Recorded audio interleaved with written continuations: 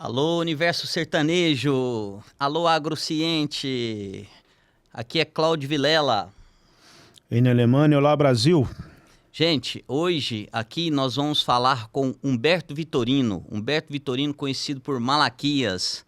Esse cara vai trazer conhecimento em assuntos diversos, porque nós vamos falar de agricultura regenerativa, nós vamos falar de sustentabilidade e vamos falar de quântica, porque tem dois professores aqui do meu lado, um em frente e outro ao lado, e nós vamos abordar esse assunto também.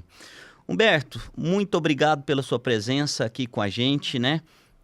Nos bastidores a gente já vem conversando, já vem falando, e eu quero começar com você direto num trabalho que você faz sobre a agricultura regenerativa, sobre os bioinsumos. A sua visão como agrônomo nessa questão do momento da agricultura, aquela agricultura de químico para esse caminho dos bioinsumos, de que forma que está aí essa história no campo, na política, nas indústrias? Bom, é um prazer estar aqui com vocês hoje. O que eu vejo e o que a gente vive, tá, é o seguinte.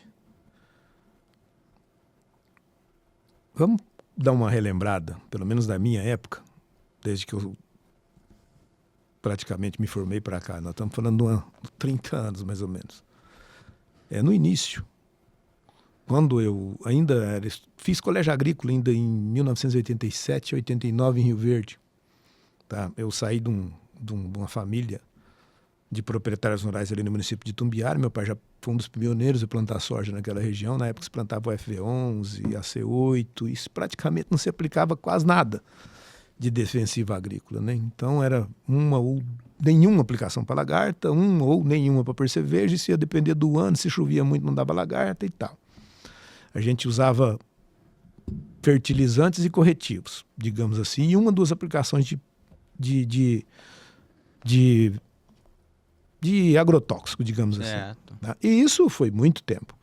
Daí eu fui para Rio Verde e essa dinâmica ainda continuou da mesma forma. Porém, a agricultura no Brasil ainda estava num processo de desenvolvimento.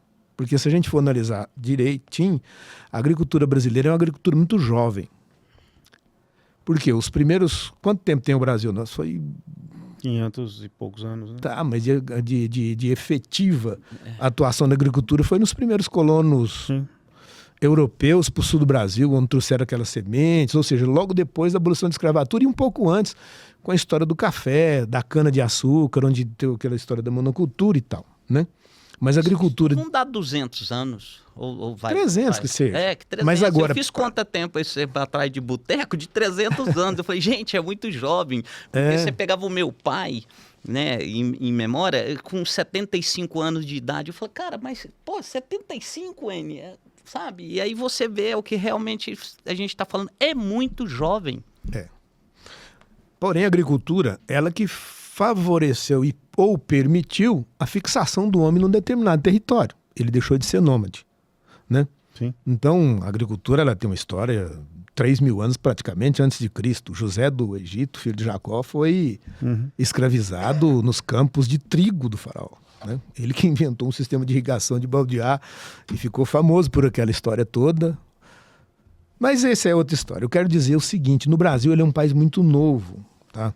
O café no Brasil, por exemplo, foi introduzido por um presente que um soldado deu para a imperatriz, uma muda de café, algumas mudas de café. E esse negócio, isso em Manaus. Depois a coisa começou a se estender. Um dos grandes homens para o Brasil na cultura do café foi Henrique Dumont, pai de Santos Dumont, inclusive, que abriu toda essa região de Ribeirão Preto. Mas na agricultura em si, de produção de alimentos, nós vamos falar aqui para a nossa região do Cerrado de 1972 para frente, 78 um pouco mais, depois da história da criação da Embrapa, que a pesquisa começou de uma maneira bastante acelerada a fazer a correção desse tipo de solo, principalmente na região centro-alto. Aqui no caso onde a gente está em Uberlândia, Iraí de Minas, foi o primeiro projeto feito pela Campo, teve Paracatu, teve Buritis, onde eles trouxeram uma gauchada para poder trabalhar, que estava mais familiarizado com a soja, que eles queriam produzir soja aqui. Aí começou todo esse processo, e nós, nessa época, eu vivi ela, então eu sei contar a verdade do negócio. Então...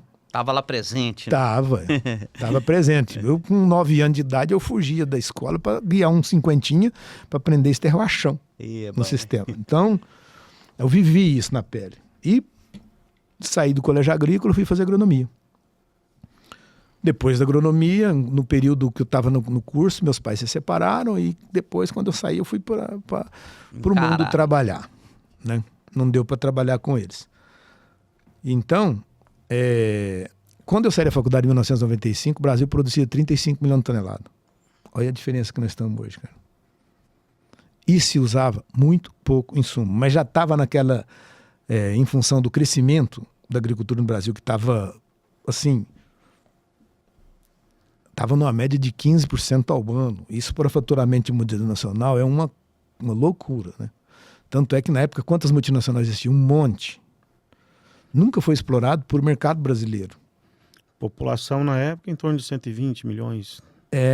120 milhões. Nessa época aí. 1970, campeão do mundo. É mais ou menos 120, 125, por aí. Então o que acontece? Aí começou. Não que para produzir, com a própria Embrapa, começou toda essa essa política de aplicação de defensivo, porque se não aplicasse defensivo, você não produzia. Não tinha resultado. Não tinha. Tinha, cara. A gente produzia muito bem. Eu não estou falando que a aplicação de químico não melhora a produtividade, porque ele começa a proteger a planta de uma determinada praga, porém gera um desequilíbrio muito grande. Que é chegar a fito, né? Não, tudo, por exemplo, se você... Tudo no ambiente, ele precisa de um equilíbrio. Por exemplo, se eu tenho um excesso de percevejo, quando é que ele é praga? Quando ele começa a te causar dano econômico. Sim. Só que o que acontece? O produtor rural, ele é muito cômodo. Se ele vê um quer aplicar, não é assim. Sim. Entendeu? A coisa não funciona assim. Cadê os MIP, os manejos de integrar de praga? Não existe. Aliás, se você falar isso, muito poucos agrônomos de hoje sabem o que é essa palavra. Entendeu? Uhum. Assistência técnica sumiu do mapa. Antigamente a gente tinha Emater, Epamig, Embrapa Forte, todas essas empresas de extensão rural e transferência de tecnologia, empresa de pesquisa, nós tínhamos N pesquisadores ótimos. Tanto é que eu falo que o seguinte, aí criou-se um pum onde a coisa criou uma dimensão desordenada, porque as próprias empresas, elas acabaram com esses caras, com quem dava assistência técnica ou fazia difusão de tecnologia. Eles mesmos começaram a exercer esse papel. Eu tive de lá, eu sei como é que é. Só tem número, cara. Eu quero faturar isso, quanto é que eu posso crescer no negócio de tal pessoa, quanto é que eu devo crescer, quanto que eu posso participar, e é meta. O cara nem dorme de noite de tanta porrada que ele leva do gerente. O gerente leva de alguém. Tem que crescer em faturamento. E como é que faz isso? Só vendendo produto que vai ser aplicado no campo e às vezes de forma desnecessária. E induz a pessoa, o agricultor, por mais que ele saiba, cara, um produtor agrônomo, por exemplo, que ele passa 5 anos sem atualizar, ele pode voltar para a escola na dinâmica de hoje. É sério. A dinâmica é muito grande. Por quê? Porque ele não se preocupa com isso. É que quem está lá no campo é isso, né? É cheio de intempéries, né? Então, aí, com quem você vai acreditar? Como é que acredita? Na verdade, essa dúvida ele não pode ter. Por isso, tanto fracasso. História de fracasso ao longo desse tanto tempo. Por exemplo, me conta um grande grupo que em 1995 estava nativo e que está nativo até hoje. Eu conheço só 2. Grupo nacional ou internacional? Não, aqui, um grupo de produtor grande, que estava na época, que existia na época, que hoje está nativa. Tem a SLC, que tinha aqui em Pamplona, aqui perto de Unai. Hoje a SLC está um monstro na agricultura, mas não demora a cair também. Mas ela já tem capital estrangeiro. Então, né? Quando começa desse jeito, a coisa começa a desandar. A Lacir de Moraes é uma história disso. E vários outros, os Mage. Alguns deles tão prósperos, mas muitos deles também não. Então, tem muita história no Mato Grosso de sucesso, mas tem muito case de sucesso, como você mesmo chama, e tem muito case de azar. Mas acho que foi fundador de Sapezal ali. Teve uma região muito grande, né? Eu tive em Sapezal há 25 anos atrás, 26 anos atrás, trabalhando na agricultura, né? A gente foi planejar isso lá. E eu vivi esse crescimento lá de 26 anos atrás, vi com meus próprios olhos. Chegar em Sapezal, você vem ali por Cuiabá, né, o sentido depois de Comodoro, Bolívia, e lá era muito. Hoje tem asfalto, enfim, a facilidade de estar chegando, mas é desbravar, né? É desbravar. Aí o que a gente observa? Tem muitos novos modelos de produtor que surgiu com o boom da soja. Que foi 92, 93 para cá, o incentivo de produção, aquela coisa toda. Volta depois lá, as tecnologias. Aí teve muita gente que começou a escancarar esse Brasil plantando soja. Até porque era uma necessidade do governo de equilibrar essa balança comercial. E foi indo, e hoje nós estamos no que está. Um problema para administrar, né? Muita tecnologia foi colocada e adotada de maneira errada, está aí pagando, estamos tendo vários problemas, tanto é que hoje é muito limitada a produtividade de soja no Brasil. Uma das coisas que existe dentro do agronegócio, um ambiente extremamente propício para profissionais trabalhar. Porém, cadê os profissionais? Não tem profissional. As academias, as escolas estão cada dia que passa formando mais piores profissionais. Eu mesmo digo, eu estou com 57 anos, a geração anterior à minha, cara, esses caras eram top. Dificilmente tinha um ruim. Humberto, você tocou num assunto aí que eu acho que é crucial. Aqui nós somos o agrociente, a gente entra na ferida, no debate para reflexão dos erros e busca incentivar os acertos, né? E você tocou num assunto aí sobre essa questão. Existia gente qualificada para abastecer esse processo de conhecimento, de suporte ao campo, ao produtor. Agora uma pergunta. Em 1870 foi a primeira vez que o cavalo foi superado, que era a coisa mais rápida do planeta, foi superado pelo horsepower, que é o cavalo a vapor, né? Então foi quando surgiu as locomotivas que propulsionaram o desenvolvimento humano. E num bate-papo que a gente estava tendo aqui anterior, nós estamos falando de um nível que você já está na era da física quântica, né? Da era quântica, que muito se fala por aí, mas poucos entendem o que é essa quantização. E o papo estava uma delícia e a minha pergunta vem daí, porque como você falou de onde estão as pessoas capacitadas de suportar esse agro, né? E aí eu me coloco na questão do produtor. Você imagina, muitos produtores antigamente nem enfrentaram escola, enfrentou a escola da vida, o sol, a ter que rasgar com os próprios suor o solo, aprender pela iniciativa, tentativa e erro. E você está muito, pelo que a gente estava conversando, está muito sofisticado em termos de aonde está o nível do conhecimento humano hoje, que já está disponível em alguns, mas não está tão popularizado. Minha pergunta, bem honesta, você acha que o produtor brasileiro está preparado para todo esse conhecimento que algumas pessoas já conseguiram atingir e que você está disposto a trazer à tona? Não. Ainda não está. Mas eu acho que o mundo também ainda não está. Se você fala da parte quântica, né? Sim, exato. Não. Só para complementar o raciocínio do assunto que eu estava anteriormente, com relação aos profissionais. Quando eu fiz escola, era período integral, manhã, à tarde e à noite às vezes. Hoje você faz agronomia por EAD. O que você espera de um cara desse? Ele sai de lá para ser vendedor, então ele aprende só a fazer relacionamento humano. A técnica não tem. A geração que realmente sabe está morrendo. E essa galera nova, desculpa. Hoje o que a gente vê é um monte de gente na pesquisa de diversas empresas, até a gente de vez em quando topa com um cara na pesquisa e fala, que novidade, deixa eu conversar com esse cara. Aí você começa a ver, aí eu lembro do Nivaldo, não sei se vocês lembravam do Nivaldo, trabalhava na Singenta, o Nivaldo falava, cara, a gente tem que ter olho e tem que ter instinto. Novartis. Novartis.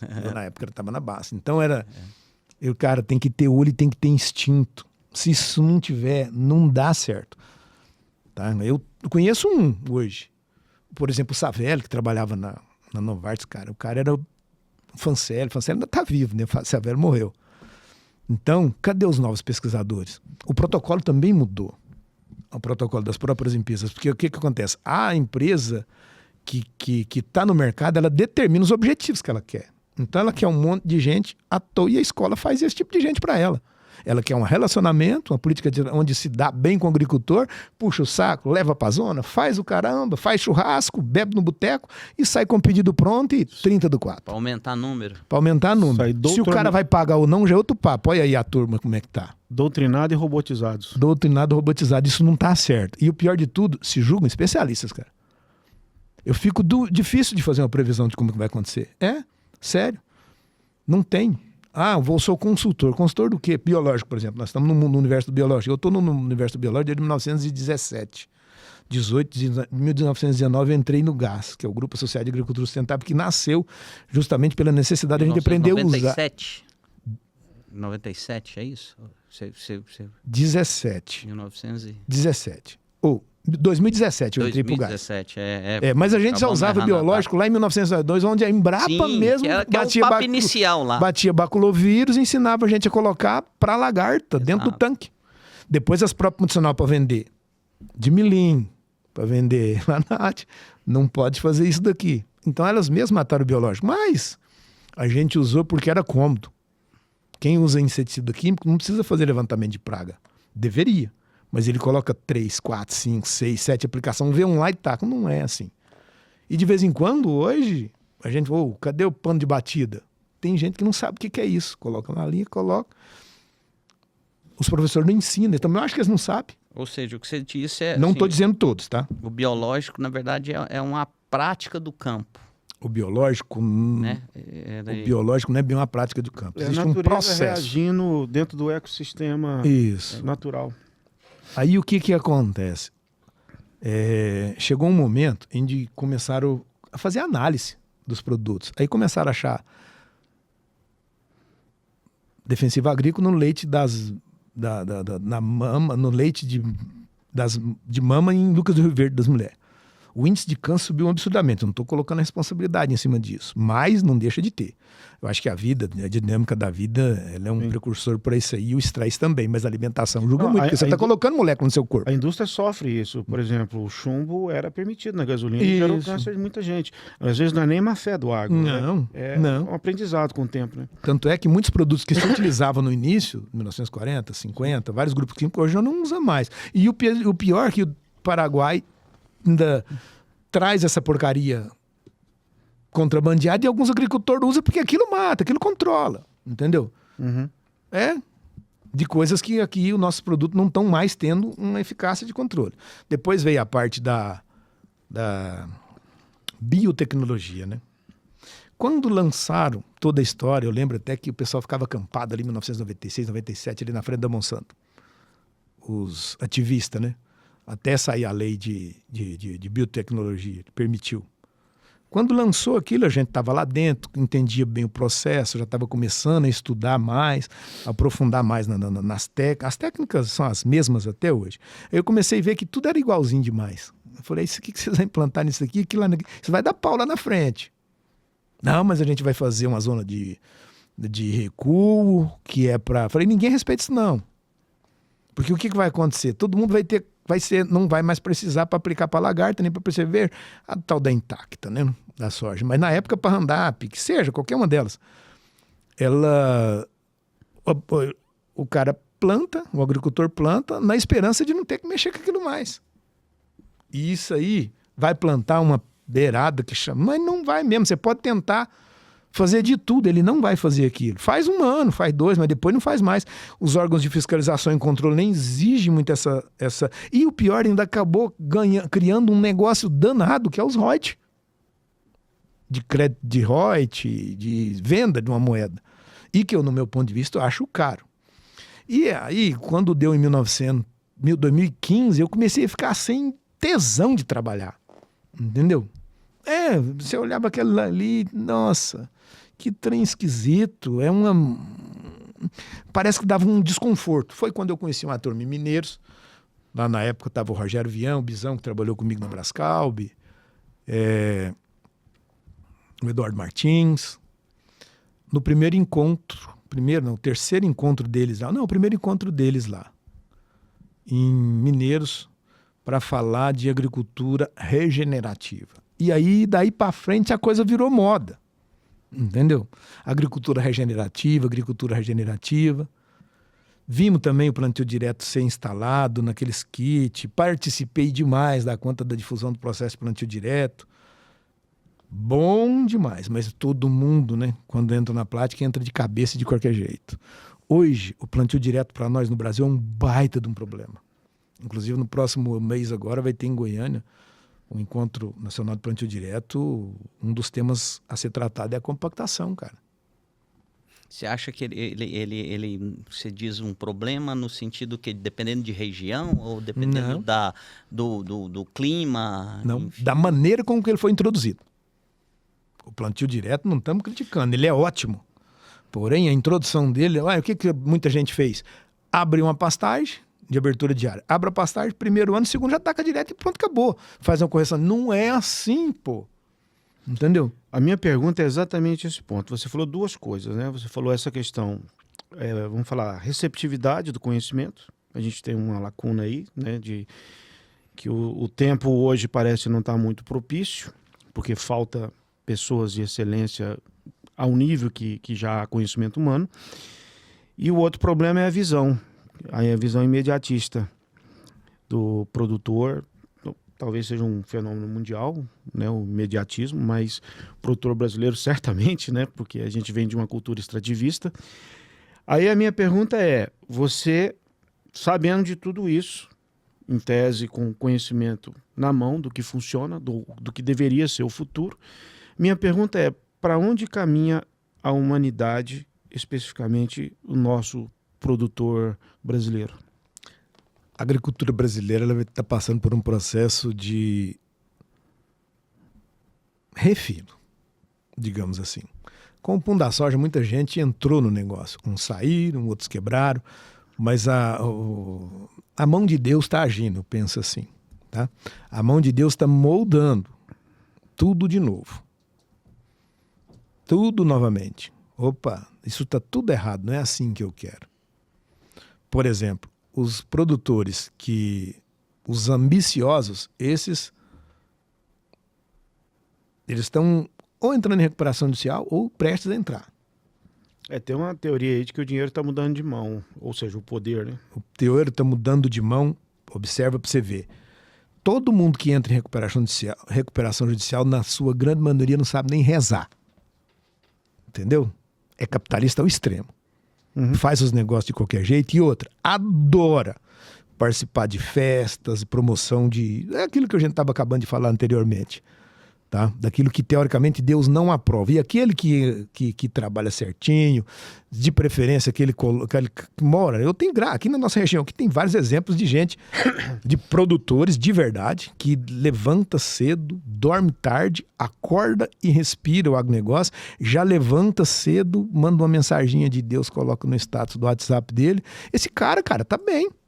Ele não tem dívida, ele não está quebrado, ele não passa perto de banco, está com pátio de máquina tranquilo, tem a produtividade alta, não perde por intempérie climática, parece que Deus segura e abençoa o cara. E é assim que está acontecendo. E já tem a consciência de proteção APP, nascentes, essas coisas todas. Isso é lei, né? Perfil, né? Isso é lei. Sim. E essas pessoas, quem teme a Deus, ela não faz cagada, digamos assim, nesse tipo de coisa. Porque, gente, a propriedade rural, ela é dali que o cara tira o sustento. Então, tem muita gente que fala que é a galinha dos ovos de ouro dele. Como é que você vai tratar mal uma área de preservação permanente? O nome já fala, é de preservação permanente, é um curso d'água. A água é uma riqueza na propriedade, dependendo da atividade que a pessoa for fazer. E se depende... Não, ela tem que vir da chuva, então ela é a riqueza da propriedade. Fala, vamos dizer, é um nativo, né? É um nativo. Essa região, a gente está falando, o Humberto é um cara do campo que está roda boa parte desse Brasil, e a região que nós estamos aqui é o Triângulo Mineiro, Alto Paranaíba, né? O Pontal do Triângulo Mineiro, sul do Goiás. Nós estamos em Uberlândia, então num raio aqui de 200 quilômetros, a gente atinge aqui o estado do Goiás, a gente atinge aqui a região de São Paulo, né? E nesse termo tem esse cara nativo, né? Tem esse cara Tem, que... todo lugar tem. No Mato Grosso, no Pará, no Tocantins, sempre tem. Eu não digo nem nativo, tem muito imigrante país, também, né? No sul do país também. Mas o que acontece? Esses produtores, eles já estão mais velhos. E os filhos deles estão quebrando os pais. Mas você acha, na sua visão, é o quê? Falta Não está havendo a pé no chão? transferência, não está havendo transferência de valores e conhecimento. O pai não ensinou o cara a gerar riqueza, ele ensinou ele a ser rico, é diferente. Sim. Entendeu? Tem alguns que geram riqueza.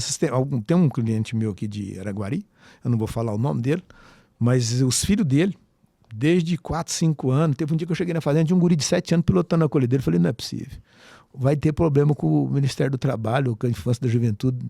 É assim que tem que fazer, é assim que tem que formar. Dá uma olhada no patrimônio dos caras. Aliás, são vários ali, desse jeito.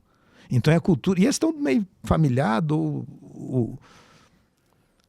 Agora, você pega um Mato Grosso, onde chegou grandes grupos. Cara, o cara na fazenda ele não vai. Os filhos dele não sujam botina. Entendeu?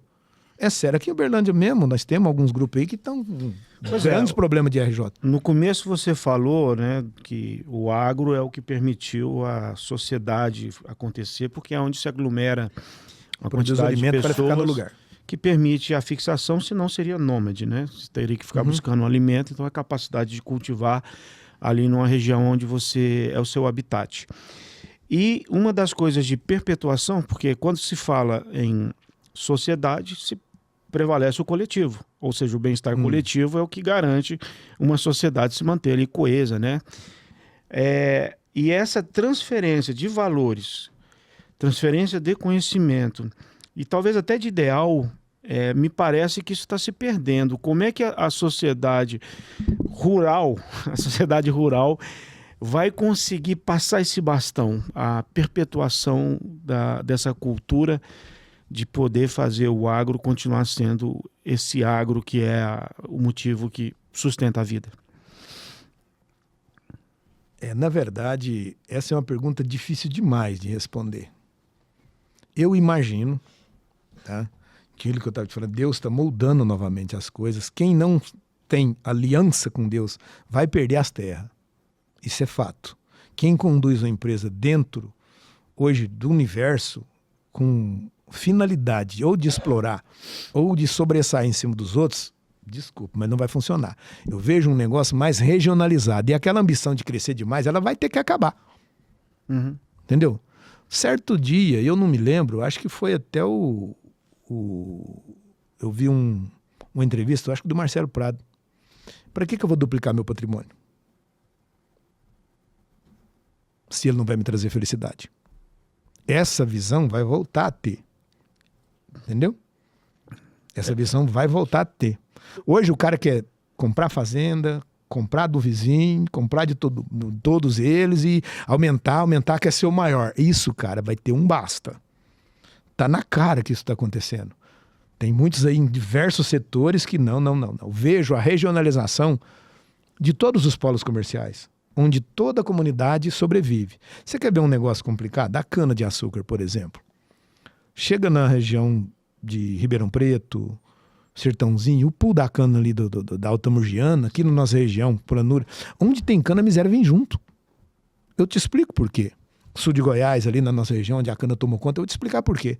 Porque o que acontece? Cidades como Maurilândia, por exemplo. Maurilândia hoje é praticamente de um dono só, que é daquelas usinas que tem lá. Eu conheço Maurilândia desde 1987, quando eu comecei a passar de ônibus ali para ir ver. Ela está do mesmo tipinho. A miséria e a estagnação vêm junto. Te explico por quê. Na zona rural, da época, qual que era a atividade que tinha? Eram lavouras de arroz, lavouras de soja, era tirar leite, diversas coisas. Quantas pessoas não moravam naquele ambiente rural? Todo mundo. Tinha uma comunidade. Tinha uma comunidade rural. É uma comunidade. Mas o universo rural, pais, filhos, é isso aí que eu quero chegar. O universo, ele existia. Tá? Aí o que aconteceu? Aconteceu uma urbanização de todo esse processo. Eu acho que desde aquela doença que o pessoal da SUCAM, febre, as chagas, né? E febre amarela, andou expulsando o povo de lá também. Sim. Mas aí vieram para a cidade, por causa da energia, depois nunca mais quiseram voltar. Porque o trabalho na roça é um trabalho teoricamente pesado. Hoje não, hoje tem máquina para tudo. Automatizado. Tá tudo automatizado. Mas aí o que aquelas pessoas que estavam ali, um fazendeiro tinha 5 agregados dentro da fazenda. Esses 5 agregados recebiam um salário. E eles vinham na cidade, compravam na borracharia, compravam no posto, compravam no mercado da região. As usinas, ela não compra do comércio da região. Ela compra tudo direto das empresas multinacionais. O dinheiro fica centralizado onde? Fora do Brasil. Porque as multinacionais mandam os dividendos para fora. Os investimentos aqui dentro, tem muito tempo que a gente não vê falar que uma está fazendo. Aliás, estão terceirizando tudo. A economia não circula. Não circula, não cria economia circular. Não tem. Cria dos prestadores de serviço, que é muito pouco. Que, por exemplo, as mecânicas têm lá. É fora, né? Eles têm os mecânicos. Local ali. Mas a economia do lugar fica daquele jeito estagnado. O movimento é uma coisa de hotel e o que não precisa. Eu vou arriscar uma... Agora, voltando, eu tô vendo a cidade inchada demais. E a violência vai fazer o povo voltar pro campo. Entendeu? Uhum. E outra coisa, que agora é um princípiozinho do assunto quântico depois. A natureza integra o homem com Deus. Certo? Então, existe uma troca entre os elementos da natureza e as pessoas. O ser humano, ele não é, digamos assim, soberano sobre nada, nem sobre ele. Nem sobre os pensamentos dele ele é. Não é. Porque o pensamento dele tem interferências de diversas outras sintonias, dependendo da frequência que ele está. E essa integração com a natureza equilibra o cara. E hoje, qual que é o maior problema que tem na sociedade urbana? É depressão, é ansiedade, é isso, é aquilo, é aquilo outro. É um monte de gente que está formando sem ter emprego, porque o ambiente nacional não está favorecendo para nada, né? O ambiente político não está favorecendo a nada. E esse povo está trabalhando de Uber. Eles vão ter que fazer alguma coisa. Então, Malaquias, foi por isso que eu te fiz a pergunta e eu vou arriscar um palpite. Até para consciência e reflexão dos demais. Existe um outro fator aí e ele é bíblico. Se aqueles dias não fossem abreviados, ninguém suportaria. Eu citei 1870, do cavalo a vapor ao plasma. A sonda em Marte, ao James Webb, que olha o começo do universo, da radiação cósmica de fundo, e nós estamos numa era onde a automação, robótica, inteligência artificial vai superar o homem. E eu te fiz a pergunta, aonde vai chegar a humanidade, né? A minha resposta, refletindo sobre isso, é que o maior ofício que vai sobrar é gente cuidando de gente. Gente cuidando de gente. Ou seja, qual a função do ser humano onde a energia é suficiente, a robótica supera a mão de obra, a inteligência artificial pensa por você. Na minha visão, e o que você falou de intervenção divina, eu acredito nisso, a mão divina olha, um irmãozinho vai ter que cuidar do outro, que é o que vai sobrar para a humanidade. Essa é uma vertente que, se caminhar do jeito que o pessoal está tocando as coisas, estão conduzindo as coisas, é possível sim. Mas já tem uma outra dinâmica, que tem um amigo meu em Quirinópolis, que faz parte do nosso grupo de estudo, ele cita muito isso aí. Eu falo, não vai não. A gente desliga isso a hora que quer. Você não viu os caras interferindo no meu telefone na hora que eu cheguei? Eu faço isso. A gente desliga equipamento eletrônico. É sério. Basta conectar na frequência que ele está, entra lá dentro, desliga, apaga, queima. Então não vai ser bem assim. Isso vai depender. O que eu vejo, é o seguinte, com relação ao ser humano vai chegar. O papo é profundo, hein? Volta o vídeo, porque tá gravado, volta e pega o raciocínio, vai entendendo. Tem gente que fala que são 13 famílias. Sim. No mundo, que dominam tudo que existe de dinheiro, de investimento e decidem sobre a vida das outras pessoas. Existe essa teoria, eu já ouvi falar disso. Não, ela é real. Eu acredito que seja mais. A diferença é a quantidade. Eu acredito que seja mais. Porque existem novos ricos. Sim. E eles consideram as famílias abastadas desde que elas nunca se empobreceram, mas existe uma metodologia quântica que eles sabem disso, com rituais do passado para manter essa hegemonia. Nem tudo é teoria da conspiração. Não, né? Ele Não. está falando, por exemplo, o Elon Musk essa semana atingiu $1 trilhão. É o primeiro ser humano a conseguir juntar isso. $1 trilhão. É muito dinheiro, é quase que o dinheiro de um país. Ele tem impacto, aquele Manda um cara. pedaço pra nós. Hã? Ele tem impacto, aquele Sim, pois é, mas eu tô justificando para o Cláudio a questão das famílias, que ela não é tão teoria da conspiração. Sim, que, sim. que tem os... Ela não entra nessa conta. tem a BlackRock, que é... BlackRock é um fundo criado que aquele sim entra na teoria da conspiração. Sim, sim. Então, mas o que ele está falando procede. Eu entendo o que você disse, o que eu quis dizer é que é uma coisa mais espiritual, do sentido que se você tem o equipamento, você pode desligar, como você falou, daí basta que a pessoa queira desligar, e pode ser que quem tem acesso ao botão não queira desligar. A gente desliga a distância. Sim, a não ser que haja A gente desliga a distância. consciências que tenham o gente mecanismo desliga a de distância. desativar. Desliga. Certo. Mas eu estou dizendo, bem ou mal, é uma revelação já existente. A IA, Não, sim. a IA ela consegue pensar pelo homem e a robótica, a automação, que é uma IA? consegue trabalhar pelo homem. O que é uma IA? Uma IA nada mais é do que um processador cheio de dados. Sim. Quando a IA Cruzamento quântica entrar, começa a minha preocupação. Sim. Se desperta consciência ou não. O problema da IA quântica é o seguinte. A velocidade A é gente estava violenta, falando agora há pouco, isso é uma visão que muita gente não acredita, mas eu não estou cagando para esse povo que não acredita. O que acontece? Existem seres, como nós encarnados, existem seres não encarnados. Eles têm uma coisa chamada consciência. A IA não tem consciência, mas a hora que eles começarem a utilizar a frequência e vibração para induzir a IA a fazer determinada coisa pelo pensamento ou pela até emissão de som. Por exemplo, o carro Tesla já, em alguns casos, tem gente que relata que ele pegou espectros espirituais no cemitério onde o cara não via ninguém, que não tinha ninguém. Você entendeu o que eu estou falando? Sim, não. Isso que você está falando, isso já é motivo de debate.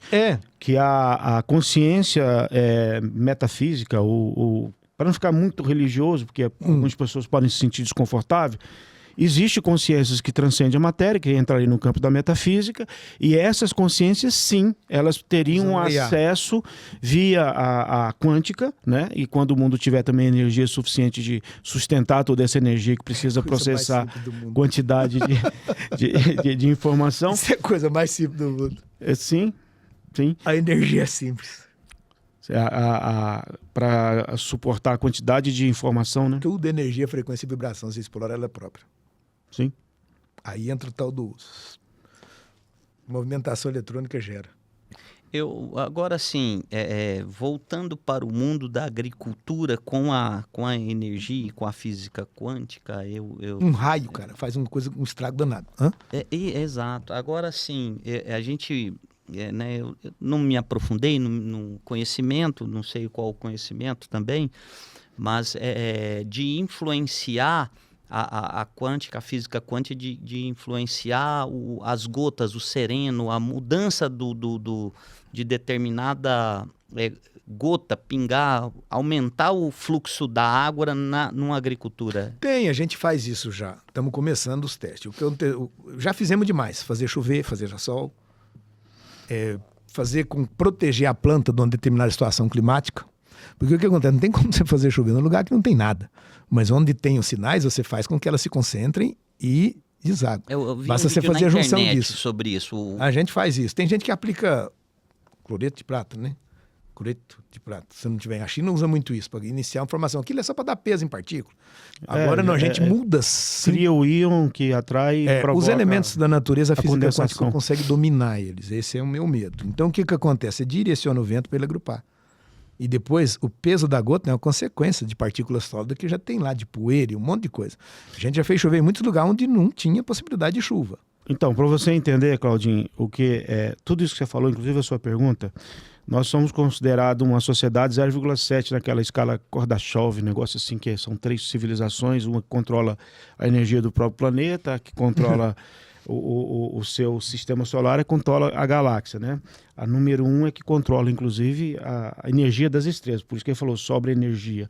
Mas tem. Pois tem. Como ele falou, um raio a potência de um raio, na verdade, nós não conseguimos ter controle, ainda por ser 0,7 dessa sociedade. Não atingimos Tá nem começando a galera É. que dá conta de mexer. Bicho. Exato, exatamente. Entendeu? Mas é basicamente isso, é controle. E a mecânica quântica, ela consegue todas as possibilidades ao mesmo tempo.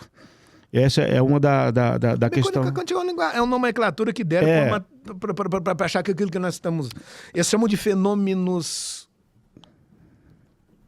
Uns de inexplicáveis, outros de... Como é que é? Holístico. É a lei da probabilidade. Mas o negócio não é esse. Pois é. A maioria das pessoas que tem conhecimento e capacidade para trabalhar com isso, eles são materialistas. Não conhecem Deus e não se aliam com ele. E se não fizer isso, cara, ele jamais vai entender. Então eles questionam e falam que está errado. Uhum. Mas não é assim, não. A física quântica adoece quem está são e cura quem está doente. Voltando no assunto lá, só para você ter uma noção, essas famílias e os novos ricos, Elon Musk, no caso você disse, é um dos que estão entrando, Bill Gates e mais uns outros. Esses caras, eles estabelecem padrões para a sociedade viver e fazer. Eles adoecem quem eles querem, quando eles querem, e sara quem eles querem e quando quer. Só que só tem um interesse, domínio sobre as outras pessoas. Tá? E entra também o lado... digamos assim, do jeito que Jesus é misericordioso e que é a salvação da humanidade, existe um outro lado, escuro e negro, que atrapalha Jesus, que uns chamam de demônios, e eu já vejo que são o próprio sentimento humano que fez uma acumulação e guardou dentro de uns espectros essa revolta que o povo põe em nome de diabo, mas o diabo é ele mesmo. Tanto é que quando eu topei com alguns e eu fiz umas canalização de alguns, eles tentam explorar o meu medo, e como eu não tenho, se com desse tamanhozinho. Entendeu? A maldade da pessoa, ele amplia e cresce. Por isso que Jesus falava que os medos são seus. O demônio são seus pensamentos. Ele é o tamanho... Orar e vigiar. E essas induções, elas são o tempo todo. E aí... Por exemplo, nós viemos para cá de Capela, quem está na Terra. Foi todo mundo exilado de lá e chegou a hora de exilar a Terra, cara. Tô tudo indo para Mercúrio. Eu mesmo já despachei uns tantos. Aí depois começou a abrir 4 câmaras. Uns de uniforme marrom, outros de uniforme azul, os de branco. Sim. Entendeu? Eu vejo esse povo, eu canalizo, eu abro os portais para eles passar. Aí depois desses dias para trás, começou a abrir muito buraquinho e esse povo outros entrar para dentro. O que caramba que é isso? De onde que está vindo? Porque a gente sente a vibração da dimensão. Até onde eu tive, eu sinto a vibração e sei mais ou menos até onde que está. Aí você tem que ir lá para ver o que está acontecendo e voltar. Foi o Satanás da abertura da Copa. Que foi um ritual maçônico aquilo lá.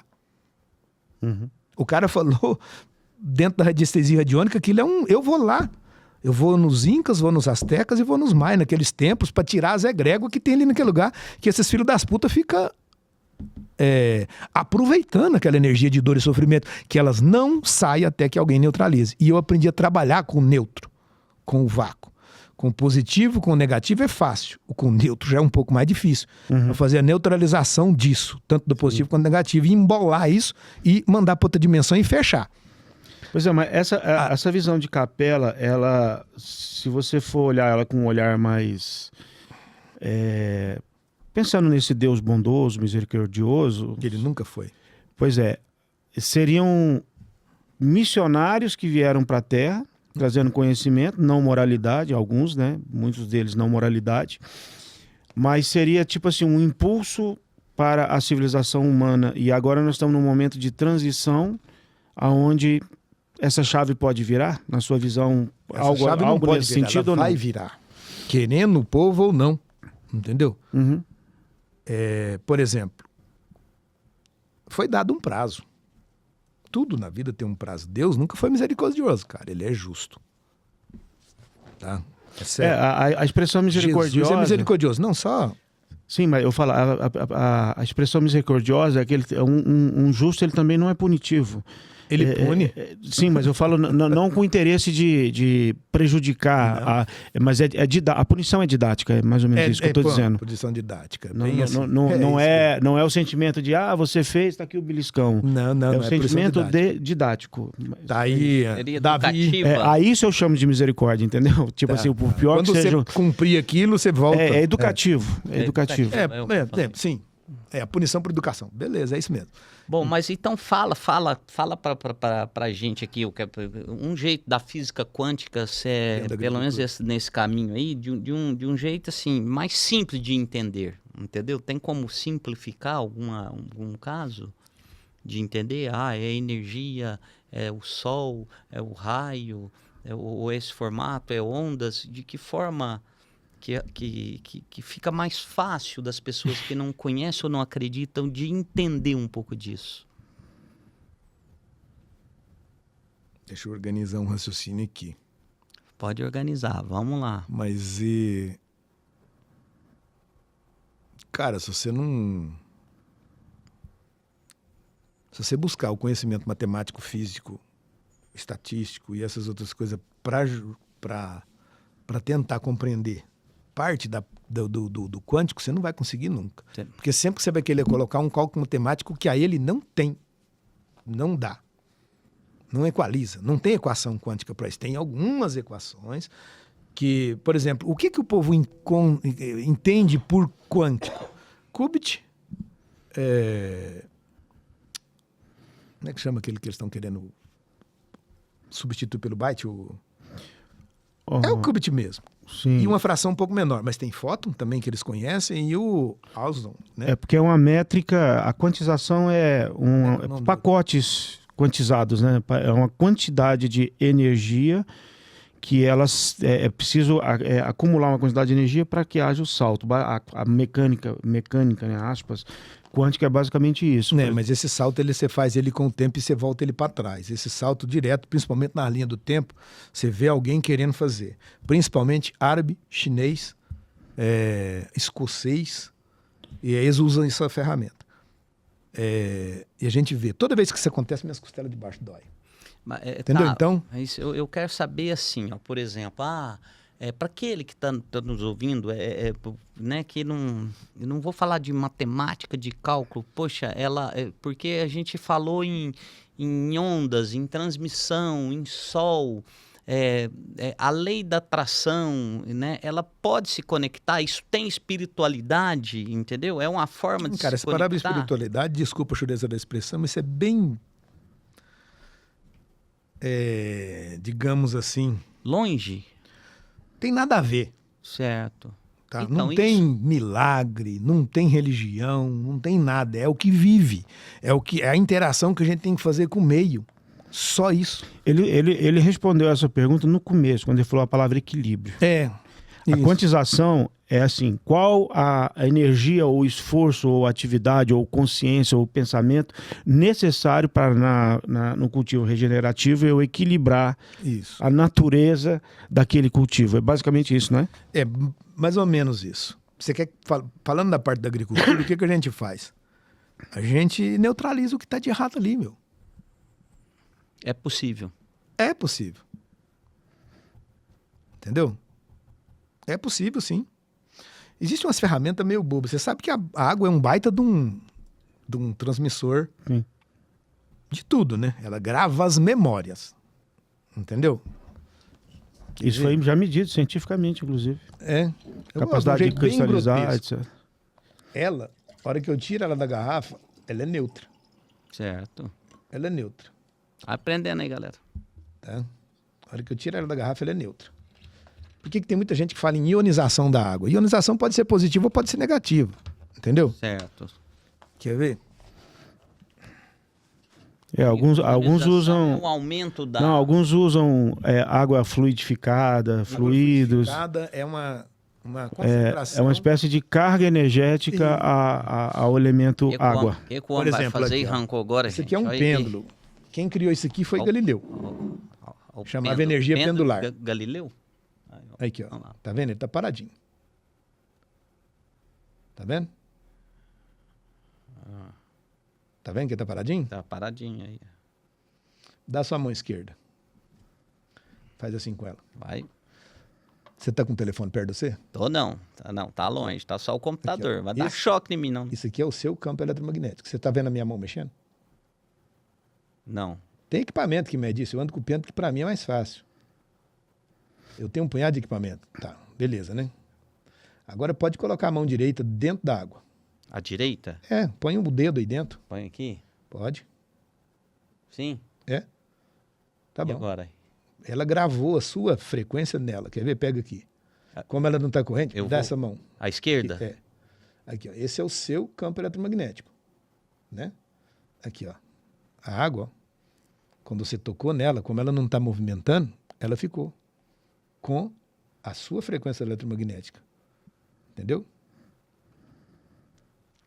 Perfeito. A água é um forte condutor para algumas... frequência dá para frequências. é uma Tudo, frequência baixa, uma Para frequência toda alta? frequência ela é. Eu falo, a energia em si, a elétrica, ela não é tão propícia, né? Mas ela tem uma memória muito grande. Quando você põe o sal, sim, aí ela fica um excelente condutor. Tá vendo? E muda. E para também. Entendeu? Você viu que o seu campo eletromagnético está rodando contraste. Está contrariado com o quê? Um monte de coisa, né? É uma energia, né? Tem muita coisa, né? Você está É contrariando muita tonteira, hein? coisa, né?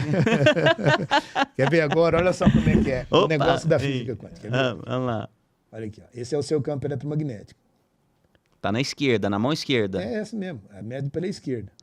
Agora, pensa numa coisa que te deixa muito feliz. Muito feliz? É. Bastante feliz? É. Pode fechar o olho e pensar? Do jeito que você quiser. Oh, maravilha aí, ó. Parou. Viu? Ó, aí, ó. Viu? Minha mão ficou paradinha. Você só mudou seu pensamento. Ele mudou a direção do seu campo eletromagnético. Toda vez que o pêndulo roda para o lado contrário, ela tem menos de 150 Então a importância disso. hertz. Não, existe... Tabelas para isso. Existem Então, estudos de vibração do pensamento, por exemplo, plantas, se você canta, se elas estão sob som, ouvindo música, ou se você faz uma oração, a água ela muda de comportamento. Enfim, isso é inclusive As plantas não medido tão cientificamente. neutralizando a energia das pessoas. Ela não está interagindo mais. Não me pergunte por quê, mas eu vejo, depois dessas alterações da energia cósmica que aconteceu, a Terra não está neutralizando a energia das pessoas, mas só a água ainda está. Não é que ela está neutralizando, mas ela ainda está compartilhando. Eu tenho um palpite sobre isso, bíblico inclusive. Naqueles tempos o conhecimento cresceria exponencialmente. Como eu disse, desde 1870 para cá, menos de 300 anos, 300 e poucos, 270 anos mais ou menos, o conhecimento ele expandiu de uma velocidade tão grande, o que acelera a mente humana. Numa visão darwinista, o cérebro humano ele precisa de tempo para adaptação. E aí o que o conhecimento humano propiciou em 270 anos não acontecia há 40 mil anos, se você voltar até o Neandertal. Tá. Né? Então, eu acho que o que está acontecendo como há muita informação, inclusive dispositivos como a internet, hoje o que acontece no Japão está aqui. Então, toda essa velocidade de conhecimento criou uma camada psíquica de aceleração do cérebro que a mente humana não estaria, aspas, propícia a aceitar pela visão darwinista, entendeu? Tipo, leva tempo para o cérebro se adaptar, leva tempo para um organismo crescer. Então, o meu palpite é que, como o conhecimento que está na Bíblia aumentaria exponencialmente, nós estamos nessa era, a minha visão a humanidade está com um fluxo de informação que ela não estaria adaptada a processar. Aí é que tá. O problema Alguns é que essas 13 famílias, vamos 13, Sim. mas eu acho que são mais, e os novos ricos, controlam isso. Em 1970 começou a enfiar cloro na água. Era obrigatório. Cara, o cloro inibe a glândula pineal, que é justamente a antena que conecta com o universo. Sim. Quem tem glândula pineal suja nunca vai dar conta de conectar e nem entender nada disso. Muitas pessoas que dizem canalizar ou entidades ou espíritos, chame como queira, né? A metafísica, o transcendente à matéria, via a glândula pineal, né? E eu já acho que é diferente. O que acontece? Eu falo, muitos alegam isso. Não, mas eu já vejo que são pactos feitos. Tem muita gente que faz pacto para se dar bem. O Elon Musk fez. E ele foi bem sucedido. O Lula tem pacto. Entendeu? O Lula tem. Aliás, a maioria dos políticos tem. Gente que é bem sucedida financeiramente, ele tem pacto. Cantores, muitos têm pacto. Pacto com o que é ruim. Porque tudo que envolve fumo, bebida e sexo, ele está bem longe do princípio que Deus quer para as humanidades. E a maioria das festas desse povo é tudo regrado. Saiu agora, pouco tempo atrás, em Nova York, Los Angeles, né? Aquele... O cara que ficou famoso aí, uns vídeos. É um hip hop lá, um rapper lá, que estava organizando aquelas festas esquisitas, aquela bagunça toda. É aquilo, porque o que acontece? O sexo, existe uma troca muito grande de energia, de fluidos entre as pessoas que o praticam. Então ele deveria ser praticado único e exclusivamente por um sentimento nobre chamado amor. Só que hoje está diferente, é amor à orgia. E o pior, drogados e bêbados. Que aí, meu amigo, você olha no campo eletromagnético de um bêbado, de um drogado, nossa, tá todo desordenado. É uma zona cinzenta. A zona cinzenta é um reflexo, você vê. Tá, então tá bom já. É um reflexo do que tá pregado nele. E não dele em si. Entendeu? Esse é o que usa ele como incorporação. Fantoche. Fantoche. Essa é a palavra ideal. Usa ele como fantoche. E utiliza ele de uma maneira que, como é que eu vou te dizer? Até ele querer. E depois ele o destrói. Toda pessoa que tem distúrbios sexuais fora do corpo que ele veio, ele tem umas cores diferentes no seu campo eletromagnético. Que, teoricamente falando, temos duas de energia. Nesse caso, 50% masculina e 50% feminina. O que vai prevalecer são os hormônios que tem no seu corpo. Natural. Se existe um desequilíbrio, ele tem uma causa. Geralmente feita pelos próprios antecessores dele, os pais. Entendeu? Aí ele vem gravando aquela informação dentro daquele contexto até ela se materializar. Por exemplo, todo planejamento que eu faço, eu materializo ele em outra dimensão para ele se tornar real aqui. Se você não fizer isso, ele vai dar errado. Tem que ter. E geralmente, para isso acontecer, tem uma época do ano onde é como se fosse um relógio antigo de segredo. Quando você chega nele, ele tem umas esferas que rodam para a direita, outras que rodam para a esquerda, e ele tem que bater o canal. A hora que ele bate o canal, aquela energia desce e materializa aquilo que você quer. E entra em execução. É o que está acontecendo. Se você respeitar isso, cara, dá tudo certo. Esse é só um princípio. E a glândula pineal, o que é que você faz? Você concentra. Quando você concentra, que a gente não fala que Deus quando a gente quer. Com Deus mesmo, eu acho que eu nunca falei. Talvez com um enviado dele, digamos, porque tem tantos, cara, enviados, tem tantos títulos até chegar. Entendeu? Sim, as esferas de evolução. Eu já falei com algum deles falou comigo, porque você não fala com eles. Quando eles querem manifestar comigo, a minha testa esquenta. E a hora que ela esquenta, eu falei, lá vem coisa boa. Ou uma, né? Regulagem. Mas regulagem, graças a Deus, ainda não veio, não. Só fala, não faz isso. A vida da gente, ela é fruto das nossas escolhas. E a maioria das pessoas faz a escolha errada. Voltando à parte bíblica, que é a oração, né? Isso é importante, né? Essa frase, né? A vida é fruto de... nossas escolhas. Nossas escolhas, de escolhas, entendeu? Eu acho que isso é princípio, né? Então é importante ter isso no coração e na consciência, né? E outra, pedir a bênção de Deus para que isso aconteça. Senão, meu amigo, vai dar errado. Não é aquilo que você quer. Quando a gente ora, a gente fala que seja feita a sua vontade assim na terra como no céu. E o cara aqui embaixo, esses três, me colocou que a gente tem que ter livre-arbítrio. Livre-arbítrio não, amigo. Não tem livre-arbítrio. Quando eu aprendi que eu não tenho livre-arbítrio, eu sou só um servo, tudo deu certo. Tudo deu certo. Ele tirou da minha vida tudo aquilo que era desnecessário e ruim, ou seja, nocivo para mim. E começou a me entregar gradativamente algumas habilidades e algumas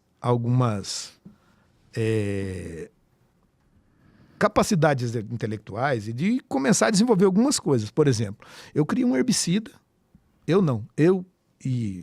um herbicida biológico, feito de 2 ervas daninhas. Só. Você faz o extrato dele e aplica. Cara, mas é uma beleza. Tem vários produtos que a gente está desenvolvendo, só não coloquei ainda em registro, porque hoje a legislação ainda está difícil nesse aspecto. Entende? Biológicos. A parte biológica, com a aplicação de energia, ela vai ser um pouco de obsoleta. Você acha Porque que todo biológico ele já tem no solo. os Você registros... só promove energeticamente o desenvolvimento dele ou não, desde que o clima, o ambiente esteja favorável. Mas todo biológico que é aplicado, ele vem de lá, vem do solo, na maioria das vezes. Grande, 99,9% dos biológicos que eu conheço utilizados na agricultura, ele vem. Então, eu praticamente, quando eu uso a agricultura regenerativa, eu não aplico muito biológico isolado, não. Só no início. O que eu faço é ir lá na mata, coletar os biológicos que estão ali, porque toda região tem uns micro-organismos que gostam mais daquele ambiente. É natural, gente. Respeita isso. Tem, por exemplo, as empresas, não, vamos vender tricoderma. Beleza. Quantas cepas de tricoderma tem? Às vezes, uma que tá. E eles vendem tricoderma do Rio Grande do Sul no Pará. O ambiente é tudo muito diferente.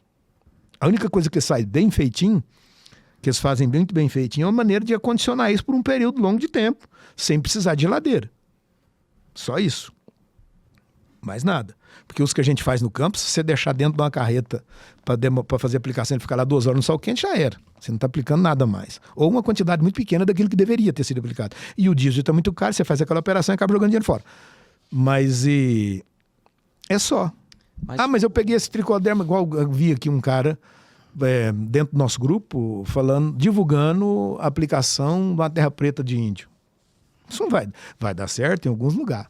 Onde a terra é preta e aquilo vai gostar. Não é uma regra geral. Não né? tem como ter regra geral. É agricultura de processo, agricultura generativa. Agora, nesses últimos tempos, Humberto, é inevitável que surgiram várias empresas de biológico, né? É a maré do momento, né, cara? É a maré do momento. Mas quando a gente bombardeia com energia, você viu a água? Cada micro-organismo tem uma frequência específica. Se você de uma maneira bem simples, tá? Você faz um levantamento georreferenciado daquela área, ele levanta, aí onde entra a IA pra gente também, né? A IA é uma baita numa ferramenta, amigo. Ela não pode dominar você. Ela, como ferramenta de trabalho, é linda. Você ficar caçando enciclopédia, que é a coisa errada danada, alimenta um IA. Tem muita gente fazendo, depois a gente vai unir isso. Eu vou montar um computador quântico, onde vai pegar essas IA do agro e ele vai montar ela para mim. Nós vamos fazer isso daí. Daí o que vai acontecer? Só para você ter uma noção, muita gente vai achar que é sonho. Lembra do Homem de Ferro? Para que aquele computador? É aquilo que eu quero. Com visão holográfica. É possível aquilo já hoje. Mas precisa muito dinheiro. Não. As minhas antenas são de lâmpada, cara. Lâmpada analógica. Luzes de neon, aqueles reator de luz de neon, aqueles antigos, eles emitem frequências não capturadas. Entendeu? Esse dia para trás eu estava buscando aquilo no Rio de Janeiro. Você lembra aqueles neon, aquelas coisas de 1940, 1950? A tecnologia de hoje, aqueles neon, é muito superior. Porque você não precisa de coisa muito forte, você precisa só da bobina que ele tem. Mais nada. A realidade aumentada já permite a simulação holográfica e já existem LEDs hoje feito quase que uma película, né?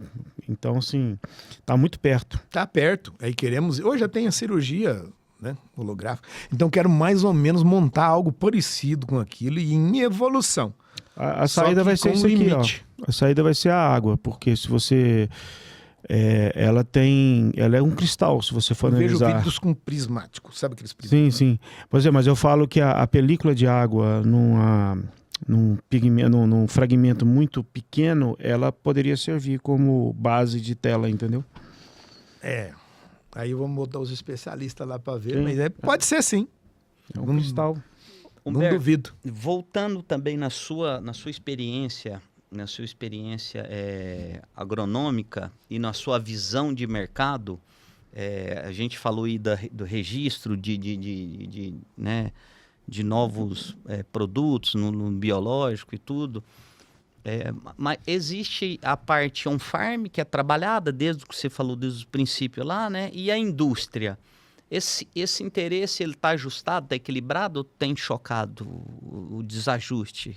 Cara, quando nós começamos a mexer com isso, eu era inimigo das empresas. Porque, na verdade, nosso grupo nasceu para sair fora das multinacionais. Deixar de ser escravo dos caras. Tá? Esse era o objetivo. Esse era o objetivo. O GAS nasceu para isso. Grupo Associado de Agricultura Sustentável. Hoje o presidente é o Paulo Buffon, mas ele nasceu com essa ideia. E, para se falar a verdade, eu produzo sem beirar nenhuma multinacional. Nada. Não compro nada de ninguém. E eu vou começar agora a estruturar uma visão diferente. Você sabe por quê? O agricultor não está preparado para isso. Isso dá trabalho. Eles não querem, eles querem comodismo.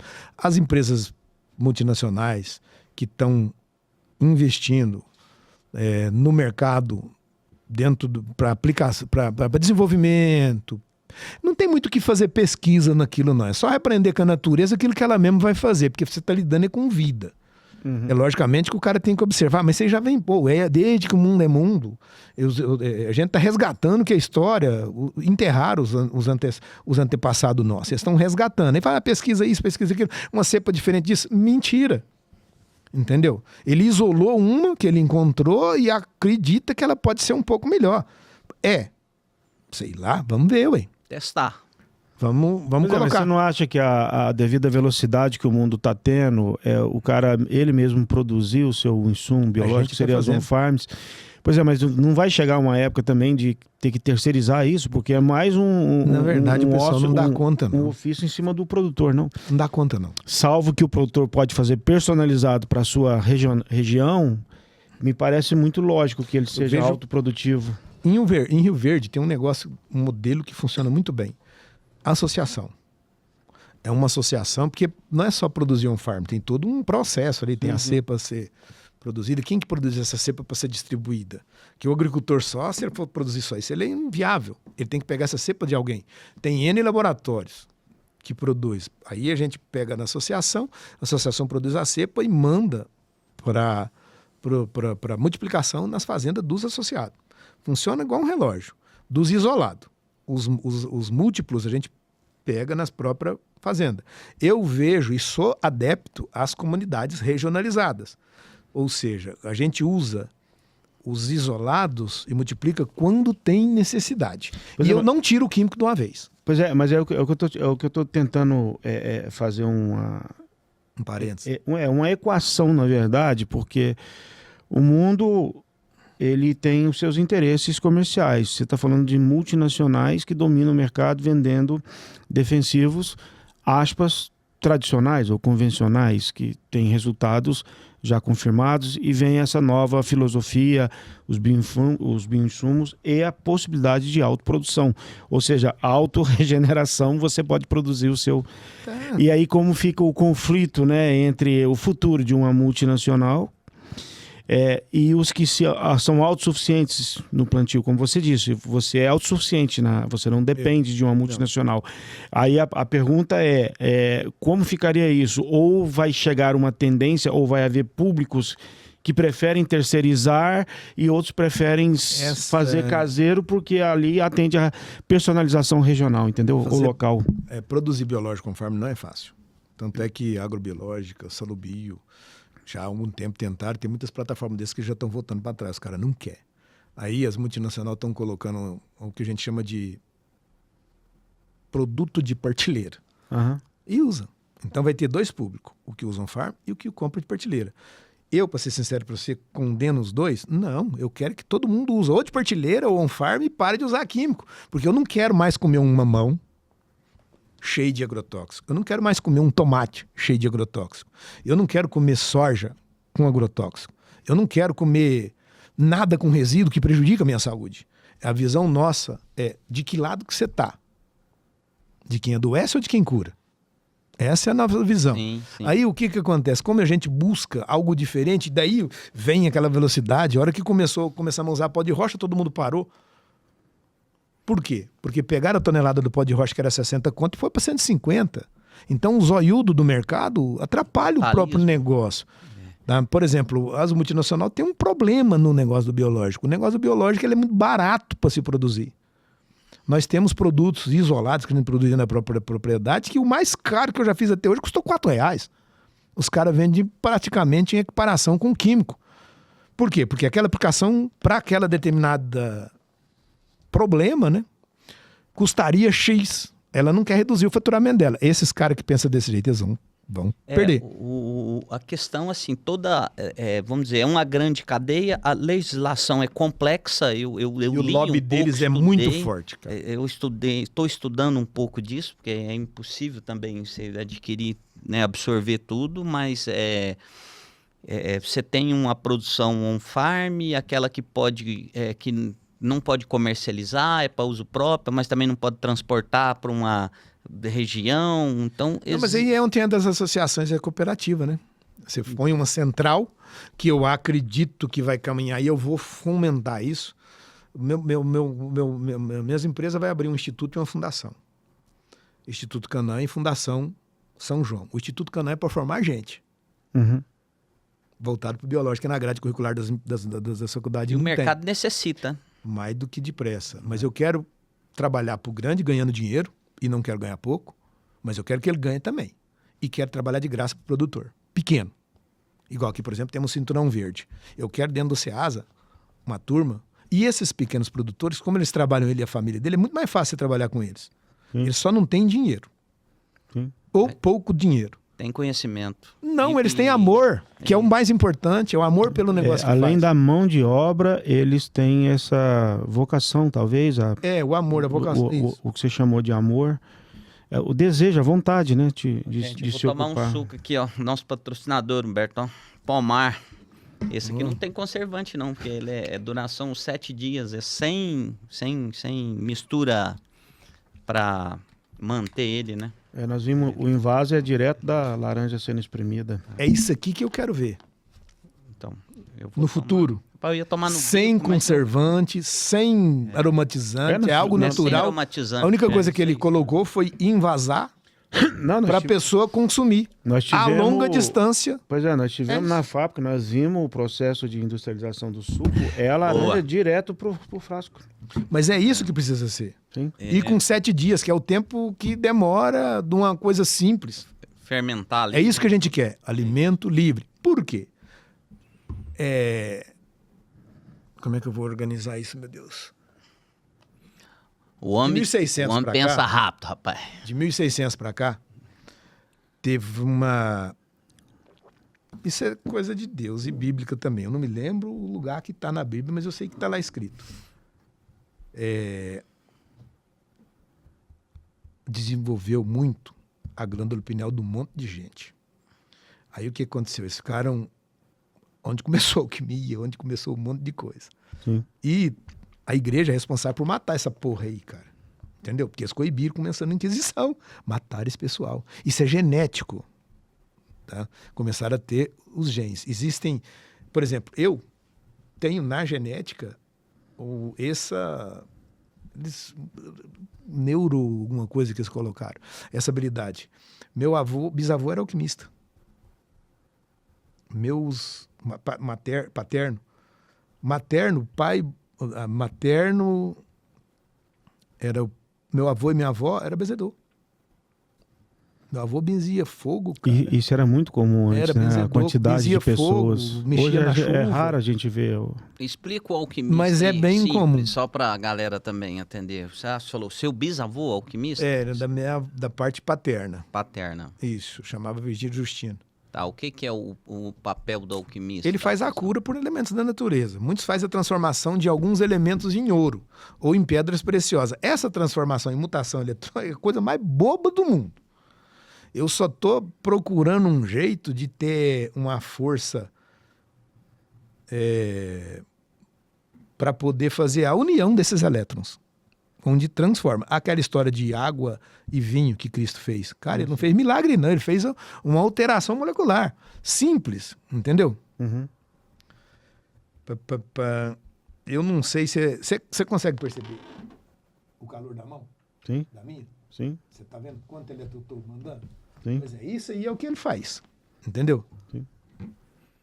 Entendeu? Eu compreendo bem essa Aí eu só questão. mandei um pouco pra você ter uma... Porque eu tô vendo que você tá indo...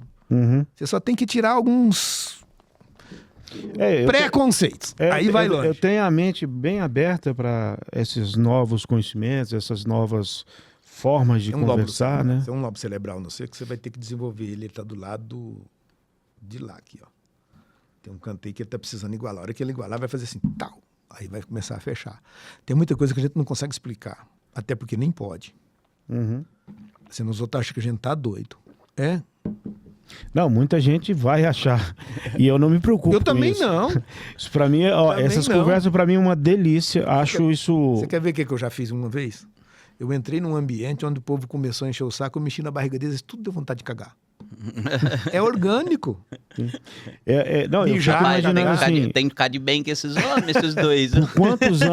Por quantos anos nós não ficamos ouvindo pessoas falar que alienígenas não existe, você acredita? Hoje você está vendo o Departamento dos Estados Unidos fazendo descobertamento, né, que é a abertura dos secretos. Então você vê nitidamente que o que parecia maluco antes, hoje é perfeitamente. A revista, se eu não me engano, foi a Fox, falou já de 4 espécies alienígenas, né? Os Anunnakis, os reptilianos, né? Eu esqueci os outros. Os reptilianos são aqueles que nos combatem, aqueles que mandam para Mercúrio, é o que nos atrapalha, é aquele mal. Aí sim, existe uma teoria da conspiração, que uma dessas 10 famílias, ou 13, são reptilianos que comandam o planeta. Aí sim já é teoria. São reptilianos. 12 ou 14? Não, então... Eles falam 13. Aumentou. Não, é assim, se você olhar o 10, é onde está concentrado o poder. Não é tão difícil, basta você aí ver os outros as são grandes adeptos a empresas deles. que dominam as grandes empresas. A conspiração Então, assim, grandes fundos de investimento. Que existem famílias muito ricas que comandam, tipo a Unilever, uma empresa que tem várias empresas que estão sob o guarda-chuva de uma outra empresa. Então, isso financeiramente, isso existe. Agora, a questão de reptiliano, essas coisas, aí já é teoria da conspiração, não há prova, mas a fundamentação e especulação. Reptilianos são aqueles que dão assistência negativa para um monte de gente. Os reptilianos são aqueles que nos atrapalham. Sim. Eles são justamente que vêm de Mercúrio. Agora já não está muito mais. Mas o que acontece? Esses caras pagam pessoas com habilidades mentais para pensar em como dominar a sociedade. Esses caras ficam na Escócia. Eu falo que eu já conectei com eles. Um dia que eles tentaram me atrapalhar, entendeu? Aí eu falei, pá, mas que merda é essa? Porque tudo, aí tem outro local onde tem as pessoas que põem isso em prática. E esses projetos desses pensadores, filósofos, para mim são pessoas extremamente equivocadas com seus talentos, entende? Sim. Ela podia estar usando para outra coisa. E os outros põem em prática. E eles estabelecem critérios. Não tem teoria de conspiração muito nisso. O negócio é o seguinte, eu tenho domínio e não quero perder. O que eu digo, teoria da conspiração, é afirmar que tais seres existem, que eles estão lá. Até o momento, assim, não há uma prova científica, física, mas a teoria, ela parte do princípio de que mentes não tão evoluídas moralmente, por visões materialistas e dominadoras, tem esse perfil de não deixar a humanidade evoluir, de manter às vezes até gerar certos regressos de evolução humana, né? Muitos falam Falaram isso aí controle na pandemia, habitacional, né? controle populacional, tem muitos assim, existe várias coisas. Mas como eu adoro esses assuntos, acho que porque a pandemia foi um erro, o maior erro da humanidade desse século. A pandemia existe todo início de século, mas essa da agora, acho que ela foi... Sabe o que é? Tá ali a cagada, como é que nós vamos arrumar esse negócio? E acabou ficando pior a cagada? Foi isso que aconteceu. Logicamente que dentro disso um monte de gente aproveitou. Sim. Por exemplo... E um monte de gente se lascou. Um monte de gente se lascou. Mas teve muita gente que aproveitou. Sim. A única coisa que eu vejo na pandemia que foi um erro gravíssimo foi a introdução do grafeno na vacina, que é para alteração, as vacinas... mudança de RMNA. Eu acho um erro aquilo. E o grafeno é a promessa do futuro, né? Quem tem grafeno no corpo, eu faço o que eu quero dele.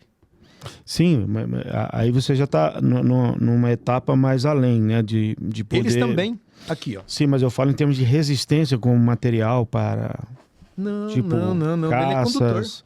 Sim, por isso. Nesse caso, ele é um condutor. Eles falam que uma película de grafeno que tem tipo a finura de um átomo praticamente seria mais resistente com a chapa de aço. Deixa eu falar um negócio. As ligações Vocês dois têm assunto para uma semana, mês ou ano inteiro. Não, é muito bom. Eu adoro. E é maravilhoso. É uma aula, né? Uma aula tem gente fazendo detox de grafeno aqui em Berlândia. Sim. Eu não sei o nome daquela doutora, não, mas é ali perto do córrego ali, ó. Bom, você que sabe dizer... E sai os grafenos. Sim. O grafeno é um material do futuro. Não, aí Devido à ele leveza- sendo usado para... Você sabia que a teia de aranha, o fio de uma teia de aranha é mais forte que o aço? Sabia disso? Se você colocar em proporção, Proporcionalmente. Ou seja, mas também se você fizer um camalhaço de teia de aranha, vai ser mais forte que um aço. E agora, esse grafeno que ele citou, em termos de resistência, é o futuro. Assim, você imagina naves espaciais com capacidade de viajar tipo, muito acima da velocidade do som, com capacidade de resistência do ar, entendeu? Mas então ele foi feito para isso. Sim. Aí começaram como é que a biotecnologia começou? Era um bombardeamento com esferas de ouro dentro do DNA, até bombardeando ele até ele entrar outra coisa que eles queriam. Outro cromossomo que eles queriam. Aí eles começaram a usar grafeno para fazer a mesma coisa. Sim. E esse grafeno fica. Então, e eles começaram a utilizar aquilo com a nanopartícula. O que é uma nanopartícula? É uma partícula muito pequena que carrega um monte de informação. E o grafeno grava muita coisa nele, cara. Sim. Muita informação. E só que esqueceram que ele é um baita de um metal pesado. É carvão, cara. A menor partícula de um carvão. Literalmente carvão. É literalmente carvão. Entendeu? E o carvão chega no quartzo mais, se você prensar numa capacidade violenta de compressão, é o quartzo mais duro do mundo, que é o diamante. É violento. Aí você tem carregando isso na veia. Não estou falando contra a vacina, deixo bem claro. A vacina, desde que desenvolveram a vacina, começou a salvar muita gente. Afinal de contas, você adoecer de uma enfermidade que tem uma maneira de precaução igual a vacina é impossível. Agora, uma vacina com esse tipo de tecnologia, eu não tomo de jeito nenhum. A minha pergunta é se houve má fé, né? Se, por exemplo, eu seria numa pandemia, eu seria o primeiro a ser vacinado ou o último. Para mim, só tanto que faz. Tem uma cara. Você entendeu a questão? Para mim, tanto faz. Se eu fosse o primeiro por ser cobaia ou o último por ceder a fila, entendeu? Para mim era tranquilo se fosse vamos lá. isso. De quem é a Pfizer? De uma dessas famílias. Sim. De quem é aquela outra grande empresa? Tem a Johnson? Johnson, também é das mesma família. Enfiando grafeno nas outras. De quem é a rede de satélite de baixa altitude? É de um amigo deles, que está entrando por grupo. Não faz parte de é um novo rico, que você estava falando do Elon Musk. Todo mundo com grafeno na veia, associado a essa rede de satélite de baixa altitude, conduzindo um celularzinho na mão, meu amigo. E tudo em conectividade. Seria a Neuralink, você imagina o que ele está falando, tem inclusive embasamento bíblico, assim, se você for fazer a conexão, obviamente, né? Que seria o controle, ninguém vai comprar ou vender se não tiver a sua marca, seria mais ou menos por aí. Você domina a pessoa. Sim. Você domina o pensamento dela, porque você imprime uma frequência naquilo. Para alguns, isso aqui é uma conversa viagem na maionese, mas assim, se você for olhar, tem base para chegar no. Mas eu vou falar uma nesses coisa, isso é raciocínios. facinho da gente derrubar. Depois que você está com a glândula pineal ativada, um cara que não acredita nisso, você entra dentro do cérebro da pessoa e começa a contar a vida dele. Mas você concorda que até os maiores... Aí ele começa o próprio Einstein parecia maluco à frente do seu tempo. Então tem assuntos que hoje alguns vão ridicularizar. Amanhã vai falar, poxa, agora faz sentido. Ele falou mesmo isso. Que alguns distorcidos ou equivocados, entendeu? Por isso que eu mantenho a cabeça sempre aberta, a mente aberta. Deixa eu falar para vocês dois. Nós já temos aí, fica a critério de vocês, a gente tem mais de 1h20 aqui de bate-papo já e tudo. Acho que deixar aberto aí para o Humberto, né? Voltar outras vezes, já foi convidado. Muitas outras vezes, Humberto. Muitas outras vezes você voltar aqui com a gente. Nós eu estamos adoro esses papos. Desenvolvendo aqui um canal para disseminar informações do campo, informações biológicas, informações de vida, né? Então, acho que toda essa experiência ela é possível. Esse canal aqui, esse microfone vão estar abertos para isso também. Tá bom? Eu quero agradecer, Humberto, a sua vinda aqui, já em outros momentos, o que você dispensou do seu tempo para a gente conversar, bater um papo, nos orientar a gente aqui nas nossas dúvidas. E, né, fica meu agradecimento aqui. Estamos aí, na hora que precisar. A gente dá um jeito de ajustar lá na agenda e vamos bater papo. Adorei. Gostei de conhecer o Eine Alemani. Eine. Adorei essa conversa. Eu até estava pensando em dedicar um podcast específico para esses assuntos. Aí eu vou me preparar e trazer.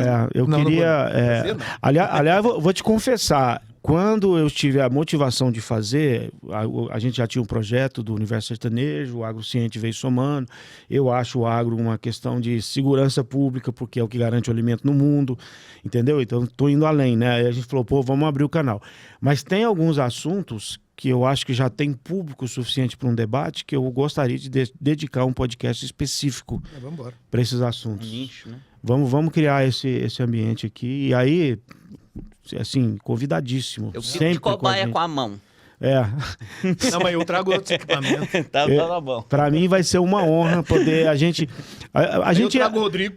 Sim, a gente vai despertando Rodrigo. mentes, entendeu? Gente, lá de Quirinópolis. Maravilha. Rodrigo, um abraço, viu? Aí a gente vai abrindo a mente das pessoas. Trago né? o Beto. Beto talvez não venha, mas se der para participar. Dá para participar. Cara, nós temos um grupo no GAS, chama Grupo Agroabordagens Quânticas. Isso foi o que iniciou a mudança na minha vida. E nós já fizemos algumas máquinas já para fazer a ionização disso daí.